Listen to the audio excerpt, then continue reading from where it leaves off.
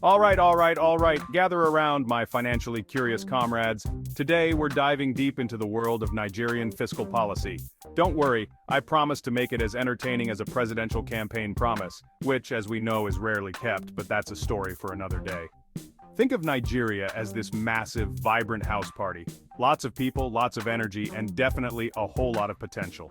Now, fiscal policy, that's like the party planner trying to keep the music going, the drinks flowing, and everyone from trashing the place. It's all about how the government manages its money, baby. How it collects it, how it spends it, and how it tries, sometimes successfully, sometimes not so much, to balance the books. So buckle up, my friends, as we explore the wild and wonderful world of Nigeria's fiscal policy. Trust me, it's more exciting than it sounds, and way more important. Okay, let's break it down. Fiscal policy is like the government's financial game plan. It's how they use their money, our taxes, but we'll get to that later, to influence the economy. Think of it like this. You get paid, right? Well, hopefully you do. If not, maybe consider a career in politics. They seem to be doing all right. When you get that paycheck, what do? You spend some, save some, maybe even invest a little. You financial guru, you. The government does the same thing, just on a much larger scale. They use fiscal policy to try and make the economy grow, create jobs, and keep inflation in check. Basically, they're trying to throw the best party possible with the money they have. Why should you care? Because how well they manage the piggy bank affects everything from the roads you drive on to the schools your kids go to. It's kind of a big deal. Now, where does all this money come from? Well, a lot of it comes from us, the hardworking citizens of Nigeria, in the form of taxes. Yep, that's right. Taxes are the government's bread and butter. They're jollof rice and chicken. Well, you get the point. But it's not just taxes.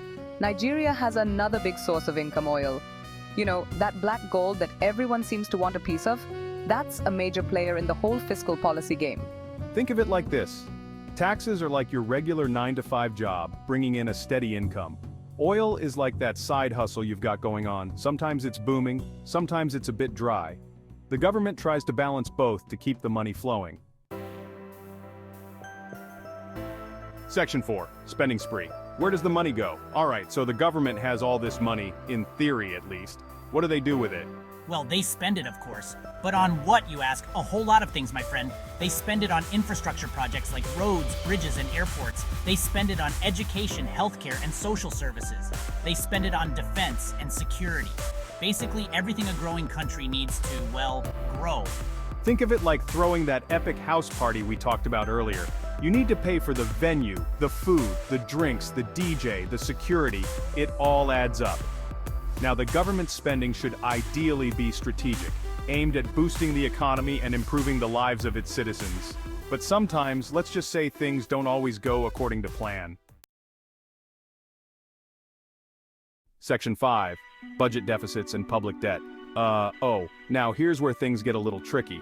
Sometimes the government spends more money than it takes in. That's called a budget deficit. It's like going on a shopping spree with your credit card and then realizing you have no idea how to pay it back. To cover these deficits, the government borrows money, both domestically and internationally. This borrowing, my friends, leads to public debt.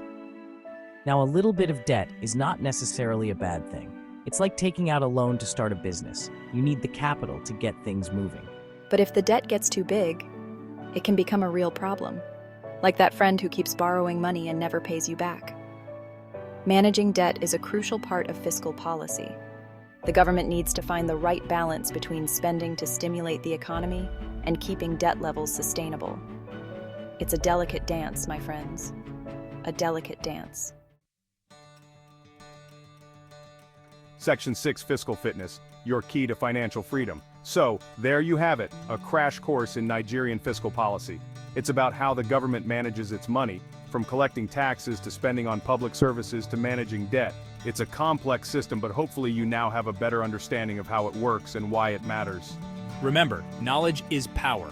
The more you understand about fiscal policy, the better equipped you are to hold your leaders accountable and make informed decisions about your own finances. So go forth and spread the fiscal wisdom, my friends. And don't forget to like, share, and subscribe for more financial insights from yours truly. Stay financially woke, Nigeria.